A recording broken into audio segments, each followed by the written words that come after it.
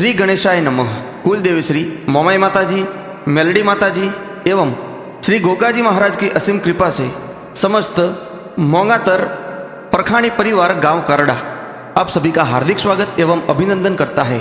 शुभ डुंडोत्सव Navgan Kumar. Music by Arbuda records Bhindmal. Singer Nitesh माली।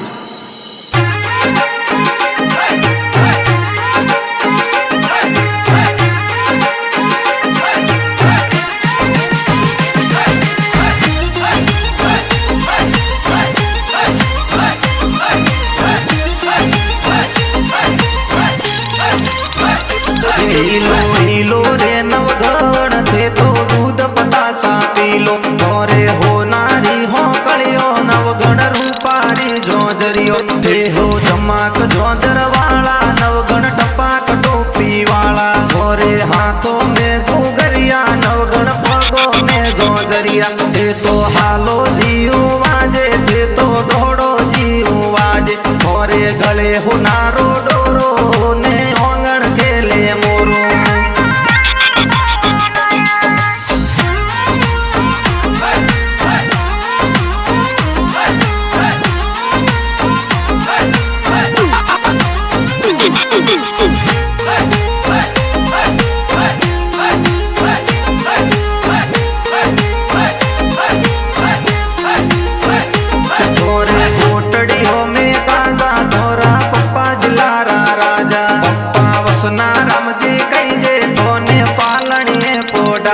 मम्मी नीरू देवी कई जे थोने हालरिया हुलरावे देखो मम्मी जी पापा जी ये तो दी करो हुलरावे।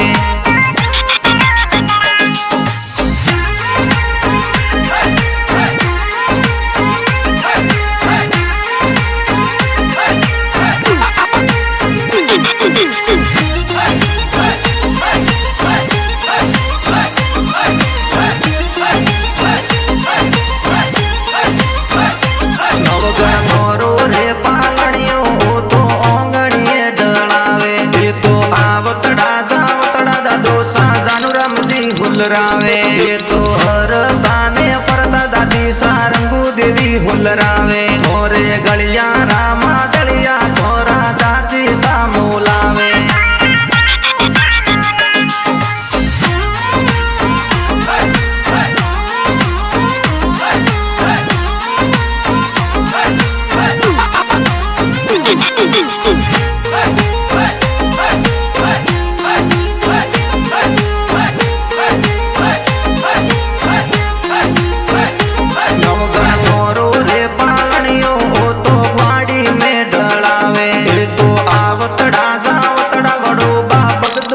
हुलरावे थोरा बड़ी मम्मी कमला देवी हालरिया हुलरावे देखो बड़ी मम्मी बड़ा पप्पा दी करो हुलरावे।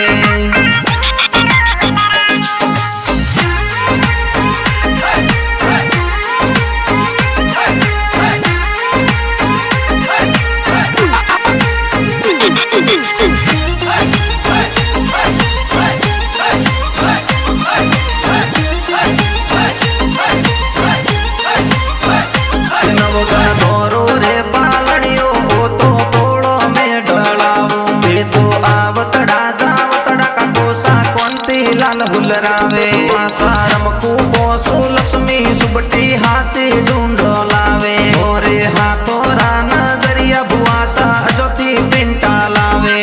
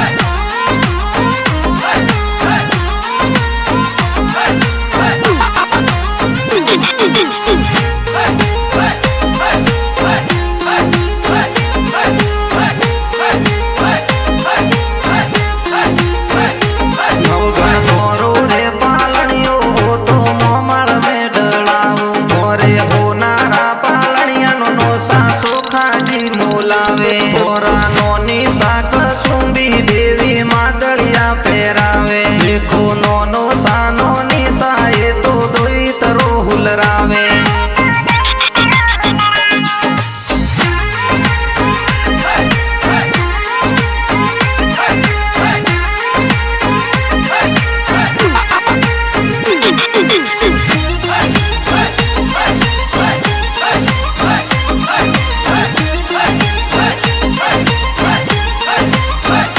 નવગણ થોરો રે પાલણીઓ મોસરે ઓંગણીએ ઢળાવું મોસા મેવાજી મસરૂજી ભવરાજી મુકેશજી હુલરાવે મમીસા ગીતા દ્રોપી મોરી બબીતા ઢૂંઢંગલો લે આવે લેખો લાડકિયા મોસા એ તો ઢૂંઢો લેને આવે